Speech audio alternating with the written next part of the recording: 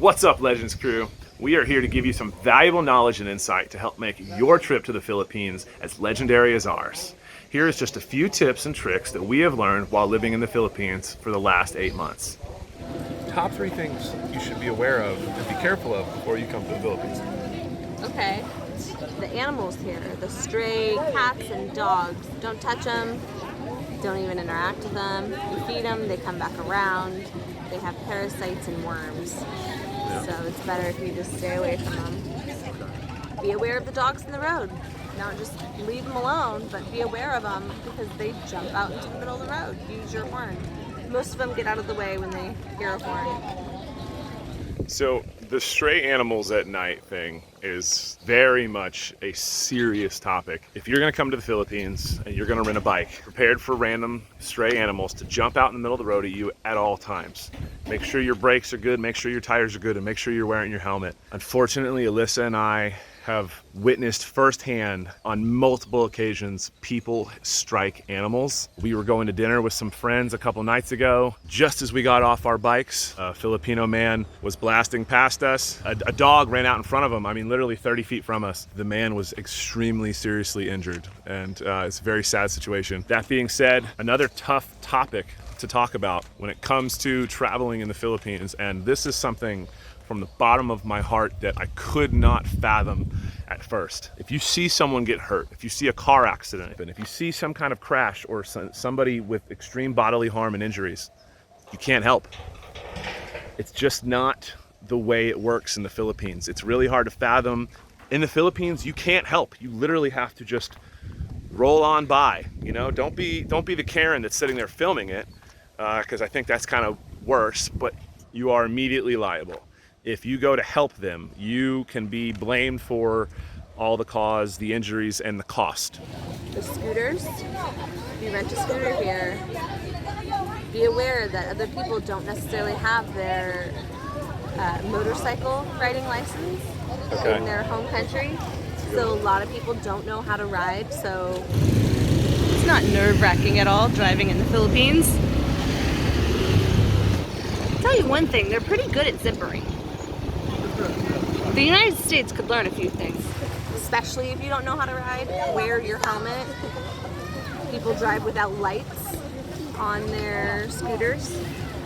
Yep. So you have to be, if you need glasses for driving at night, wear your glasses for driving at night. Yeah, that's another thing with glasses, clears. Yes. What is something that you absolutely need all the time, right? Clears. Find yourself a pair of clears. If you're in a Western country, go to a hardware store or a safety store or a gun store and just buy, or go to Amazon. Sorry, I forget. If you're in the Western world, just go to Amazon and buy a whole case of these things and bring that whole case with you. They normally cost like USD, $1 a piece, somewhere $6, $7 a piece. These right here, they will save your life, okay? Don't leave any valuables in your bike. Some of the seats are broken and don't snap closed very well. So make sure you're always taking your valuables with you. Money. Don't be like me. When it comes to money, have change on you. A lot of the smaller mom and pop shops don't have a lot of change.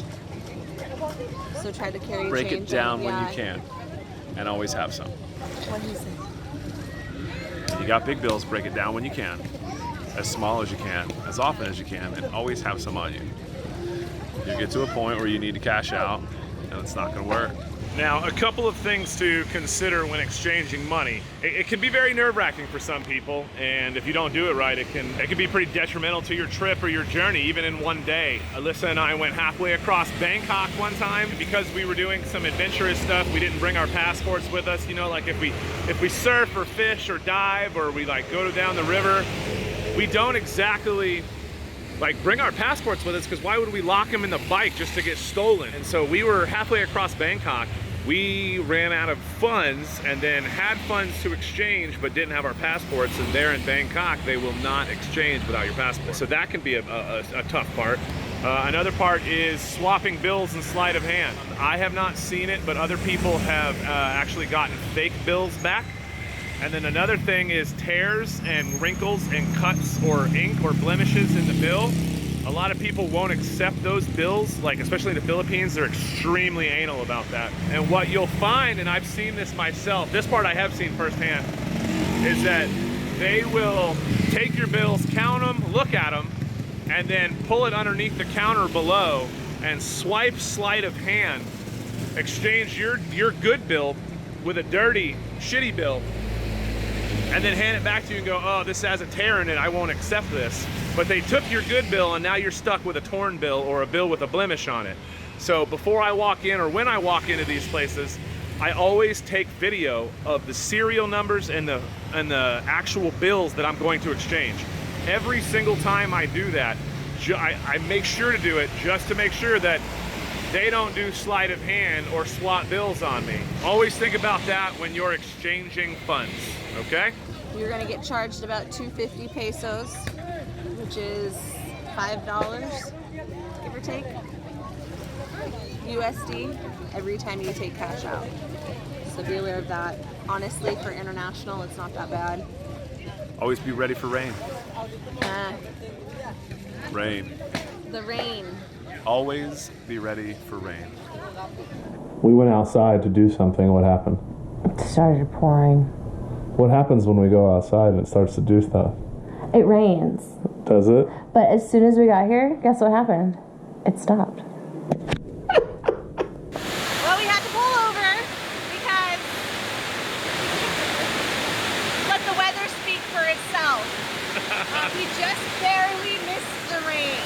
Yeah. It literally started sprinkling on us, and so we jumped in down market to hide. We went swimming, got out, and then it started pouring. Cheers. It's gonna come quick, it's gonna come strong. It'll probably last 30 minutes. It'll probably last 2 minutes. Probably come without warning. Ponchos. Time to put on the wet boots and let's do this. The things we do for food. Do you want the snorkel too? The snorkel would just make it friggin' hilarious. Tally ho! Tally ho! If it's rainy season, be ready for the rain. Ponchos, crucial. Glasses, proper eyewear, a towel.